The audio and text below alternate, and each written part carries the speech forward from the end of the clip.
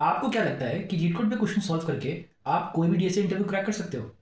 मुझको भी ऐसा ही लगता था। Hi guys, I'm the algorithm and I'm rated in the top 0.32% on lead code and I'm an expert in code forces and a 5-star on code chef. This is day 32 of lead code POTD challenge. आज का question solve करके मैं आपको बताऊंगा कि कैसे हो सकता है कि आप लीड कोड क्वेश्चंस गलत तरीके से सॉल्व कर रहे हो और वो आपकी मदद नहीं करेंगे आपके इंटरव्यूज में। आज का क्वेश्चन है largest 3 digit number in string with same digits. तो इसमें हमें काफी बड़ा नंबर गिवन हो सकता है जिसकी लेंथ 3 से लेके 1000 तक हो सकती है और हमको बताना है कि what is the largest string जो 3 डिजिट की है और उसके सारे डिजिट सेम है। तो जैसे इसमें हमारे पास वो स्ट्रिंग्स एक तो है 222, एक है 555 और एक है 888। इन तीनों में जो लार्जेस्ट है वो है 888 और वही हमारा आउटपुट होगा इस केस में।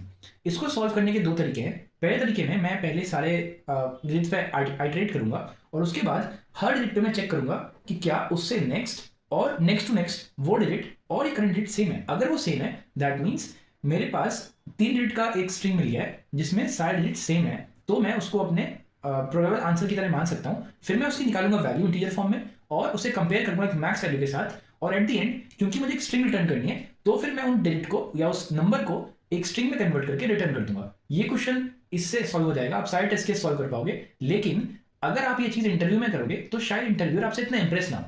इसका सही तरीका सॉल्व करने का है कि हम एक सिंगल लूप आइटरेशन करते हैं और हम कुछ वेरिएबल्स मेंटेन करते हैं जैसे कि प्रीवियस डिजिट, काउंट और मैक्स वैल्यू। इनका मतलब क्या है? प्रीवियस डिजिट बता रहा है कि अगर मेरे पास कोई एक नंबर है जो बार बार रिपीट हो रहा है कंटिन्यूअसली तो वो नंबर कौन सा है, उसके बाद उसका काउंट कितना है और ऐसे कौन सा नंबर है जो मेरे पास 3 या 3 से ज्यादा बार आ चुका है लगातार और उन नंबर्स में मैक्सिमम वैल्यू क्या है, मतलब यही मेरा आंसर होगा, इसको मुझे 3 बार लिखना है, वो मेरा आंसर होगा। तो मैं क्या कर रहा हूँ, मैं आइटरेशन के दौरान ये चेक कर रहा हूँ कि क्या मेरा करंट डिजिट और मेरा प्रीवियस डिजिट जो कि ये नंबर है वो सेम है क्या। अगर वो सेम है तो मैं काउंट को इंक्रीज कर दे रहा हूँ, पर अगर वो सेम नहीं है तो मैं अपने प्रीवियस डिजिट को अपने करंट डिजिट के बराबर कर दे रहा हूँ और काउंट को कर दे रहा हूँ 1, क्योंकि मेरे पास एक तो है ना उसका अकरेंस।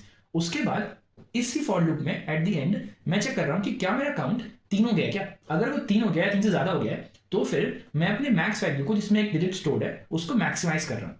इस फॉर लूप के अंत में मैं क्या कर रहा हूँ, उस मैक्स वैल्यू को जो कैरेक्टर वैल्यू थी उसको 3 बार रिपीट कर रहा हूँ इस फंक्शन की मदद से और रिटर्न कर दे रहा हूँ।